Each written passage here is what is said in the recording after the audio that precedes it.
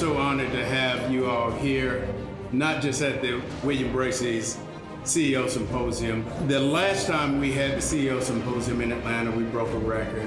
And this time, we broke a record. We are in the space where we have to reimagine what law enforcement looks like in serving the community. And Noble's at the forefront of doing just that. Today was proclaimed Georgia Chapter of Noble Day at the Capitol. We are during our legislative session here in Georgia, and so it was a great day to have this day recognized for Noble in conjunction with the conference that we are hosting. Under the theme of our opening reception, a salute to women, to honor women that have not only impacted the law enforcement profession, but have also helped to shape the social and cultural tapestry of our state and nation.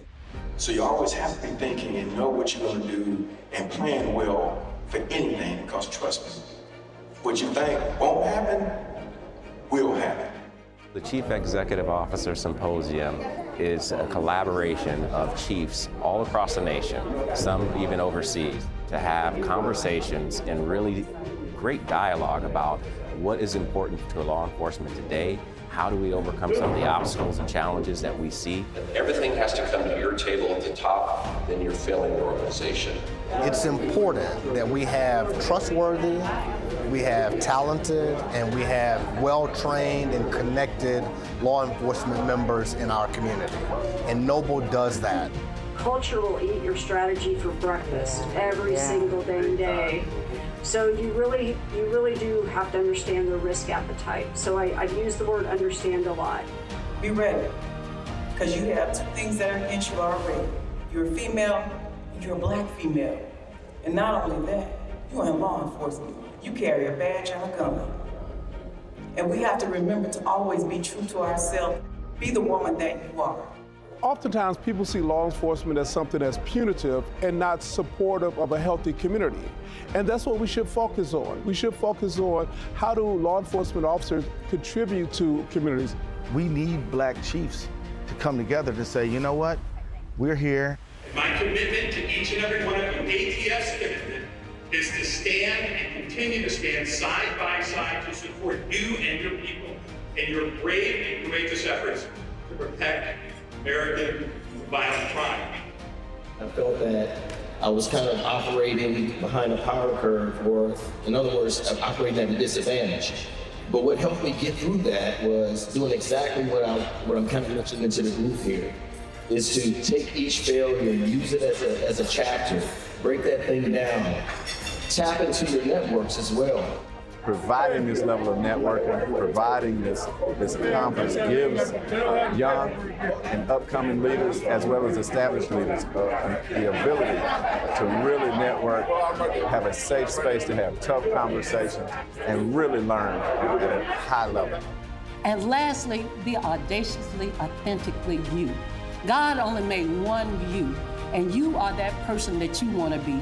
Don't you let nobody tell you what you can and cannot do. And even when they tell you no, you say, why not?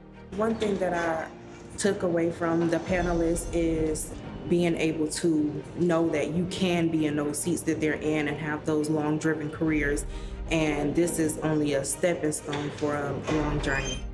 If you don't see individuals in the agency who look like you, there is no desire for you to be in the agency. It is statistically proven that we gravitate to individuals who look like us. We trust individuals who look like us. I'm honored to be in the company of public servants. That's what you are. You are public servants, folks that serve the public, whether the public is, observes it or not, whether they're happy about our presence or not at that moment. We are up for the challenge and we are there to serve. So when I'm advocating, I'm on Capitol Hill, I'm trying to do that. We work with Noble, right? To try to make sure that we're trying to find a balance. Noble plays an incredible role at being at the table, both in Washington, D.C. and local communities across this nation, to bring up new ideas, to be creative, and take every opportunity we can to be leaders in building a better and safer America for all of us. Not only do you learn, but you teach, and it's always good to fellowship with people who understand what you're doing and can give you tips on how you can do better. My why is I had a son that was adopted at 5 days old. That was 45 years ago, and he's still missing. When I heard about Noble and what they're doing with missing children, 350,000 kids a year, hearing that number, then hearing about how many children of color that it affects, and me being a color, saying that that's going unnoticed, unspoken, I felt as if my legacy, I wanted to do something to help out.